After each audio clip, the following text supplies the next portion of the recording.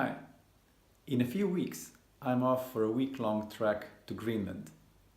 Now, I've done stuff like this before, but I've never been to Greenland, so I'm super excited about this trip. When I go on trips like this, pretty much everyone that I talk to wants to know how I do them.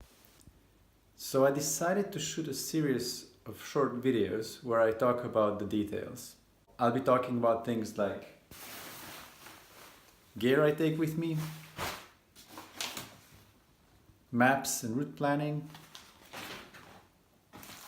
what kind of food I take with me, how I prepare physically and mentally, and that kind of stuff.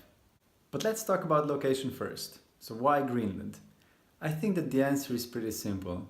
I'm just really attracted to these northern, desolate, unpopulated and cold places. And Greenland definitely ticks off all of those requirements. Most people would think that summer is the best time to go. You know, the days are long, it practically never gets dark. It can even be warm if you're lucky. But you have to deal with a lot of mosquitoes and other insects. And that's not something I want to do. So that's why I've decided I'm going to go in September. Greenland is the largest island on the planet. So from south to north, it measures about 2,500 kilometers. And just for comparison, it's 4 times the size of France. So it's pretty big. About 85% of the island is covered by the ice cap.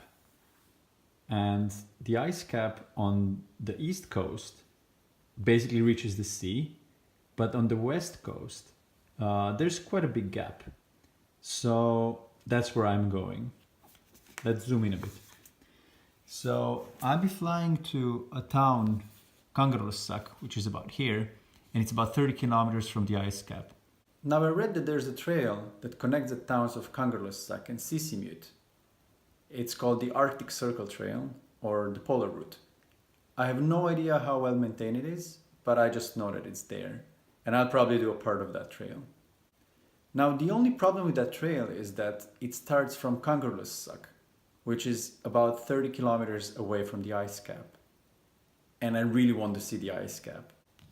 That's why after I land in Kangerlussuaq, I'll first go to the ice cap, explore there, and then I'll continue around these lakes towards Sisimiut, which is about here. Now, as you can probably imagine, Greenland is not a very populated place. There's less than 60,000 people living on the whole island, which is the reason why the mobile communication networks are available only around the small towns where the airports are.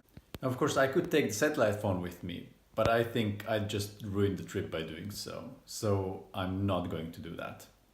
Between the towns of Kangerlussuaq and Sisimiut, I'm basically on my own for 170k. And that's why I have to plan the trip so that I don't need any kind of outside assistance. So I have to be ready both physically and mentally for that adventure. And that's where things get really interesting.